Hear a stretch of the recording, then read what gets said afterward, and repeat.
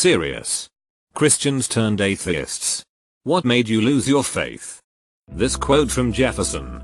Question with boldness even the existence of a God, because if there be one he must approve of the homage of reason more than that of blindfolded fear. Damn it, why are our leaders such today? The church did it for me. When I started to understand that it was a business. For profit and for power and for influence. When it started to become political. The final straw was when I started to see how much hypocrisy there is. By way of prejudice. And hate. Look at the Inquisition. When people started to waver in their faith and began practicing other religions, the Catholic Church basically created a paramilitary wing to punish people into believing, or else. Executions were common. And they'd murder heretics for not believing in the right religion. It was all about money and power. And the moment that got challenged, they crusaded against it. Going to Catholic school did it for me. They were teaching us things that contradicted what they had taught the year before, and you couldn't really ask questions. If you did, the theology teacher would yell about that's what faith is for. Don't question the Bible.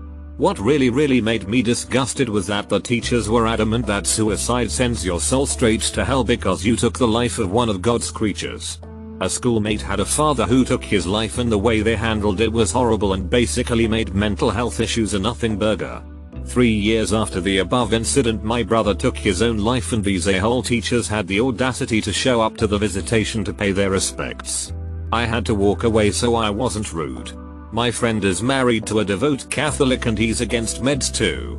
She suffers really badly from anxiety, and her needing medication is a source of trouble between them. She considers taking them behind his back but is afraid that would create even more strife if he found out. And I keep asking her, so if you become diabetic you can't take insulin? BC, to me mental health is the same concept.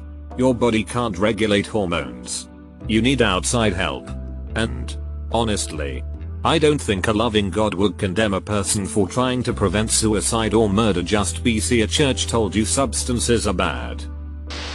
When a deacon told me that disability was an abomination of God and the disabled were a burden to us all and a mistake. Funny that I was told my disability was my fault for not believing hard enough. Makes you wonder why Jesus healed the lame man at the pool of Bethesda instead of berating him for being a burden to the rest of us. Did this deacon confuse his Bible with an Ayn Rand book? I started to read the Bible. Then it was gradual. First I did not believe that the God in the Bible was good and created my own personal God. Then I realized that I was making up a God and started to question if everyone else was doing the same. That's when I started questioning. But felt guilty about it and had conversations with God like, you cannot be angry that I am questioning. If you wanted me to believe, you shouldn't have left all of this gaps and contradictions. Eventually I became an atheist. We actually had to read the Bible for our book report in high school. My teacher was, and still is, a hardcore Catholic, and she always finds a way to make fun of other religions. She often makes fun of atheists because she cannot understand how someone can live without faith in God. One day she tried to convince my classmates, when I wasn't in school, that God is real because there's a bug that can fart. I'm not joking. She actually said that. I stopped believing because of Santa Claus. As a kid, I wanted magic to be real. I needed it to be. And everyone told me it was just have faith and believe in magic. And it will be real. That's apparently all it took. Finding out Santa wasn't real was a major bummer to my child self. And it literally made me question everything else I'd been told. Especially because when it came to talk of God, as everyone told me the exact same thing. Have faith. Believe. Just let him into your heart. Yeah, you guys fed me the same lines about Santa and look how that turned out. 8-year-old me just discovered skepticism. I ended up going to a Christian homeschool in my teens. I lived in Germany.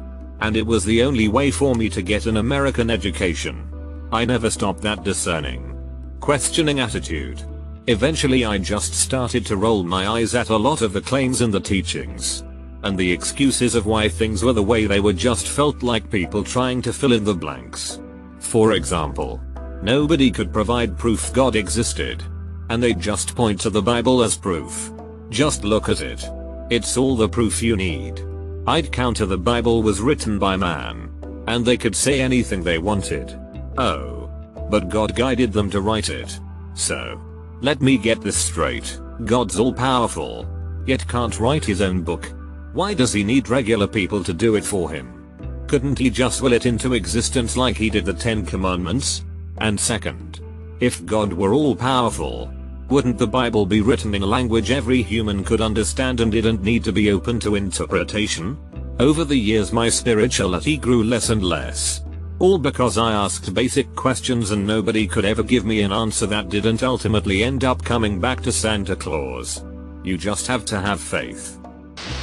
Was heavily indoctrinated with young earth creationism as a child. Stopped believing in the literal truth of the Bible in college when confronted with extensive evidence to the contrary. Was still very religious. With faith in the moral truth of the Bible. Got engaged to a conservative Christian and medical school. It ended badly. Realized after the fact that Christianity did nothing to prevent the emotional abuse I had suffered by the hands of my mother growing up and my ex as an adult. In fact, faith actively facilitated it in many ways. Hence, not a reliable source of moral truth. Too subject to personal interpretation. Put faith on hold. A year later, realized I was happier not going to church. About another year later, just recently, discovered my beliefs align much more cleanly with secular humanism. I was raised Roman Catholic. Around 12 I started to read the Bible. That did it for me. I'm fully convinced that reading the Bible with an open mind is the most effective way to become an atheist. It's batch crazy. You are not alone in that belief. Most atheists in predominantly Christian countries are firmly of the opinion that actually reading the Bible, and doing so with the intent of looking at what it actually says, is the leading cause of atheism. Many of them that used to be Christian will tell you that they lost their faith the same way you did. I just got disillusioned with the whole concept. There are other reasons. Of course. Lots of them. But the main issue for me was that people never held God to the same standard they held humans. A human kills. And it's wrong. Even if they have some kind of broader contextual justification for it. We still question whether the killing was necessary. But God kills. And what do the believers do but justify it? They'll go to any means to excuse it. Because to not excuse it is to admit that God did something wrong. They'll claim the victims deserved it for sinning. They'll claim that God works in mysterious ways. God can. And does. Get away with anything. Plagues, floods, famine and drought have all supposedly been wrought by God's hand. And none of the believers I know ever spared a moment to condemn him for it. An omnipotent being should be subject to much higher standards of morality than we even subject humans to. An omnipotent being can enact whatever they like without violence. And so there can be no justification for an omnipotent being using violence. An omnipotent being also has an unlimited capacity to prevent suffering. If there was a man walking down the street with an epinephrine injector, and he ignored someone in the middle of a severe allergic reaction, we'd call him heartless and cruel. Since he has the means at hand to prevent suffering, we confer to him an obligation to prevent suffering. Why then do believers not see God as heartless and cruel? With the power to end human suffering at his fingertips, he apparently takes no action. Even if you do not believe that God is directly responsible for the existence of pain and suffering, he is at least complicit in its continuation. I was in a hard time for me and I started praying, attending Catholic activities and doing lots of other things like these. I wasn't feeling better. Years after I gave up doing these things and started taking care of me by myself, and now I'm happy. So the faith gradually went away. I'm not fully an atheist though. I may be an agnostic but I'm not sure. Being told to not question my faith made me lose my faith. If I cannot question what I believe in to better understand it, then it wasn't worth believing in it in the first place. Or they are hiding something they don't want me to find out. Which makes me even more skeptical of it. Also reading beyond the selected passages in my Bible study classes. Whoa. There is a lot of messed up stuff in the Bible and you would get in trouble for reading more than just the cherry-picked parts they only wanted you to know. Contradictions galore. I was raised Southern Baptist. well known for being one of the more aggressive branches of the Christian faith. I began to turn away from the church around age 13 as a result of moral disagreements, everything from gay marriage to abortion to tattoos. These moral differences planted enough of a seed of doubt that I no longer felt threatened enough by the idea of hell to blindly accept church doctrine. I stopped going to church in late high school and have considered myself an atheist since. I was raised Roman Catholic and it took about 5 years for my faith to finally fizzle out to atheism. It was a slow process. It started when I was 14 and I started going to an Anglican school and they started saving people during an assembly. Saving is the act of absolving someone of all their sins when they let Jesus into their hearts and souls. Religion is weird, and I got saved that day and I went home and told my mum and brother and they lost their sh telling me how could I do that to God. Accepting a less than gracious form of worship, in their opinion, and it broke my heart. I hated myself. In hindsight, both the sectors of Christianity worship God and believe Jesus rose from the dead. But it caused this much divide and self-hatred. I also have had a very traumatic life with a lot of abuse. And if God was real, why the F would he allow me and billions of others to be F-ed? Allah Stephen Fry. It's nonsense. And then me realizing that as a child from the age of 8 I had to confess to a grown man that I masturbated so he can forgive and I can go to heaven. And that was honestly the last straw for me. Obviously. The repulsive, corrupt and depraved nature of many religions through war, child abuse and slavery in the name of the divine.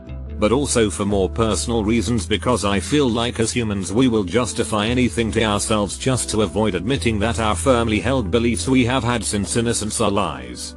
It's an extreme form of cognitive dissonance. I was plagued with guilt and shame thanks to religion. But I also lost a piece of myself that was filled with hope when I stopped believing. It's a weird abusive relationship. And that's why I couldn't fool myself any longer.